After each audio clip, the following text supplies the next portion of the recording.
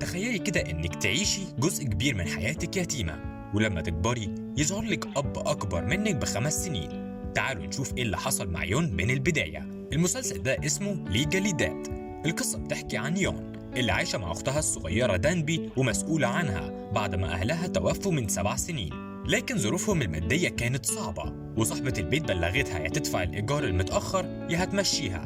وكانت دانبي بتتعرض لمضايقات في المدرسة عشان هي يتيمة. وفي مرة وقفت بره مطعم تتفرج على بنت قاعدة مع أبوها بياكلوا، وكانت بتتمنى يكون ليها أب زيها. فخرج صاحب المطعم وطلب منها تمشي عشان ما ينفعش تيجي هنا من غير أهلها، فقالت له ماليش لا أب ولا أم. كان معدي وقتها شاب اسمه سول وشاف الموقف كله وسمعه بيقول لها امشي من هنا علشان هتضايق الناس. فسول اتدخل وقال له أنا والدها. ساعتها صاحب المطعم اتكسف وما قدرش يتكلم، ودخل سول ودانبي المطعم وعزمها على كل اللي نفسها فيه. وطول الوقت ده يون في البيت قلقان عليها، لحد ما رجعت دانبي وسألت يون هو انت مش بتتمني يكون ليكي أب؟ قالت لها طبعا، بس انت معايا ومش محتاجة حاجة تانية من الدنيا. لكن يون زعلت لأن أختها حزينة ولأنها محرومة من الأب. ولما كانت يون في شغلها دخل لها واحد غريب تماما وسألها سؤال أغرب، انت يون؟ أيوة أنا سمعت إنك بتدوري على أب. لا حضرتك انت غلطت في العنوان. وساعتها دخل سول الوسيم وعرفها بنفسه وقال لها أنا عاوز أكون والدك بالتبني. طبعا يون مش مستوعبة إيه اللي بيقوله ده، وبدأ يحكي لها إنه قابل دانبي أختها قدام المطعم، ولما دخلوا وعزمها على أكل ما كانتش عاوزة تاكل. قالت له أنا ما كنتش واقفة بره عشان الأكل، لكن كان نفسي في أب زي البنت التانية، أب يحبني ويهتم بيا. فسألها أنت عايزة يكون ليكي أب؟ قالت له أيوة. قال لها أنا كمان نفسي يكون ليا بنت. فجهز العقد مع المحامي بتاعه وراح ليون. ولما عرفت انه عنده 28 سنة يعني اكبر منها ب5 سنين، قالت له انت اكيد مجنون وشكلنا هيبقى وحش جدا قدام الناس. فقال لها سول انا عارف انك محتاجة بيت تسكني فيه وهقدر اوفر لك ده ومكتوب في العقد اللي مدته شهر. فسألته وانت ايه اهمية الموضوع ده بالنسبة لك؟ فحكى لها ان جدته ماتت من شهر وكتبت في وصيتها ان كل ثروتها تروح للحفيد اللي عنده بنت او اكتر، ومدة صلاحية الوصية دي 2 بس، وعدى شهر عليها وهو لا متجوز ولا مخلف. وفي الحالة دي كل الورث هيروح لخاله، عشان كده كان بيدور على بنت يتبناها. وبما انه عاوز يتبنى دانبي فلازم يتبناهم هما الاتنين، لكن يون اصرت على موقفها ورفضت وسابته ومشيت. وعدت فترة وبلغت صاحبة البيت يون تسيب البيت بعد اسبوع عشان مش بتدفع الايجار ومش هتقدر تستنى عليها اكتر من كده. فاضطرت يون بعد تفكير طويل تقبل عرض سول ويبقى والدهم الشرعي. فاخدهم لبيته الكبير وقال لهم هيقعدوا في الدور التاني وهو تحتهم. كانت متفاجئة انه هيعيش معاهم. قال لها ايه المشكلة؟ احنا خلاص بقينا اسرة.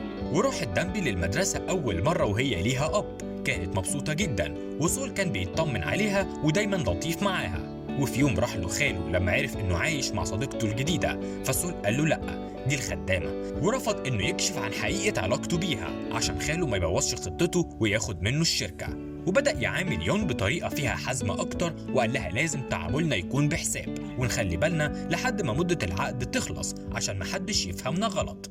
ولما كانت يون في شغلها دخلوا لها 2 ستات بيشتكوا لها إن دانبي أختها ضربوا عيالهم وهيطلبوا لها الشرطة. حاول جوجو زميلها في الشغل يدافع عنهم، لكن سول بيقطعهم. ولما عرف المشكلة قال لهم أنا عندي نسخة من شرايط المراقبة وشفت بناتكم بيضربوا دانبي الأول، فلو عاوزين نمشي قانوني أنا ما عنديش مشكلة.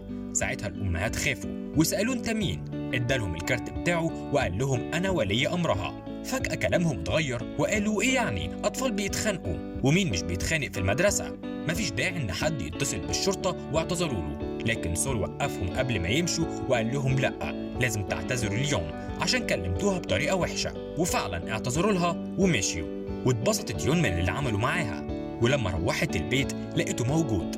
قالت له انت المفروض تكون في الشغل. فقال لها انه لغى كل التزاماته النهارده وعازمها يخرجوا سوا. واخدها لمكان اشتروا منه خيمه وحاجات كتير لدانبي عشان تقدر تعيش وسط اصحابها في نفس المستوى وما تحسش انها اقل من حد. فقالت له يون انت طلبت مني نكون حذرين وما نظهرش مع بعض قدام الناس. قال لها عندك حق، بس النهارده كنت عاوز اقضي اليوم معاكي. وبدأ يحكي لها عن نفسه وطفولته. هو برضه كان يتيم عاش مع جدته وهي اللي ربته، فحاسس بيها كويس وبكل اللي مرت بيه لأن حياتهم مش مختلفة كتير. ساعتها بدأت يون تبصله بطريقة مختلفة، إنه شخص طيب مش زي ما بيظهر دايما بأسلوبه الحاد، وحست إنها معجبة بيه. ومن غير ما حد ياخد باله كان في واحد بيصورهم من بعيد. تاني يوم جاله اتصال من المدرسة وسألوه إذا كان هو والد دمبي وأكد لهم المعلومة، فطلبوا منه يجي بسرعة عشان في مشاكل حصلت ودمبي محتاجاله.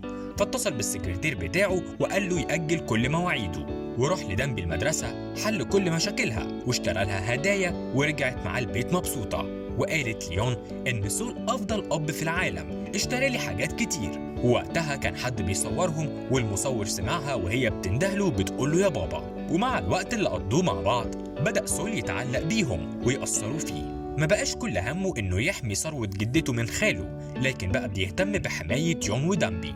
ولاحظ التغيير ده السكرتير بتاعه وقال له أنت اتغيرت وبقيت عاطفي الفترة دي. فقال له سول مش عارف مالي، بس أنا بقيت مبسوط أكتر وعاوز أفضل كده. ولما خرجت يون من شغلها مع جوجو جت لها رسالة عن خبر اتنشر عنها وعن سول، مكتوب سول وحبيبته الجديدة. ساعتها خافت جدا لحسن ده يأثر على الاتفاق، وجوجو طلب منها تلغي العقد ده بأي طريقة وتقدر هي ودمبي يعيشوا معاه هو ووالدته. وصل سول وهو متضايق عشان اتصل بيها كتير وما بتردش عليه. حاول جوجو يتدخل ويطلب منه ما يكلمهاش تاني، لكن سول قال له بعد إذنك الموضوع ده بيني وبينها. فقال له لأ، مش هقف ساكت واسيبك تدمر الإنسانة الوحيدة اللي أنا حبيتها، كان مفروض أمنعك من استغلالهم بالشكل ده من البداية. فقال له عندك حق، أنا فعلا لازم أبطل العقد، لكن المرة دي أنا مش بطلب يون ودمبي من خلال العقد، لكن بطلبهم عشان بحبهم جدا. وطلب من يون تفكر في الموضوع كويس. ساعتها اعترف لها جوجو إنه بيحبها من 7 سنين، مرضيش يعترف لها لحد ما ظروفها تتحسن. قال لها أنا مش مجرد زميلك في الشغل، لكن أنا بحبك جدا. فقالت له يون أنت صديق مخلص ومميز جدا، ومش هنكر وقوفك جنبي بعد وفاة أبويا، لكن الحقيقة إني بحب شخص تاني. ورجعت لسول وطلبت منه ما يبطلش العقد ويحارب عشان يرجع شركته اللي أخدها خاله ويحمي ثروته. فاستغرب سول إنها بتحاول تساعده وهي ملهاش مصلحة، واعتذر لها علشان كتب العقد حسب مصلحته هو وبس. وقال لها أنا دلوقتي مش مهتم بحاجة غيرك أنت ودمبي، لكنها صممت يتمسك بحقه ويحارب علشان بنته دمبي. وفعلا راح سول للشركة وقدم العقد للمحامي، ولأن الوصية ما حددتش إذا كانت بنته لازم تربطها بيه ربط الدم أو لأ، قدر يستعيد شركته. وخاله اتضايق وتعصب جدا وقال له أنت كل ده بتخدعنا عشان تخرجني من الشركة، أنت إنسان ناكر للجميل ونسيت إني أنا اللي ربيتك. فقال له سول طب اذكر لي يوم واحد اهتميت بيا فيه، جدتي بس هي اللي وقفت جنبي واهتمت بيا، وانا مستحيل اسيبك تضيع تعب عمرها. وبعدها راح سول لدمبي وفرحت بيه جدا، وعزم كل صحباتها على رحلة تخييم وحمام سباحة، وطلب منهم يقولوا لأهلهم. وساعتها فرحوا جدا إن دمبي صاحبتهم، وقدر سول يرجع لها ثقتها بنفسها ويعوضها عن سنين الحرمان والضعف قدام زمايلها. ولما رجع ليون قال لها خلاص العقد انتهى، بس معايا ليكي عقد جديد. ولما فتحت الجواب اللي اداهولها لقت مكتوب في العقد أبحث عن زوجة أعيش معها طوال حياتي. ابتسمت يونغ ووافقت. وبكده يكون المسلسل خلص. ما تنسوش تشتركوا في القناة وتفعلوا زر الجرس، واشوفكوا الفيديو الجاي.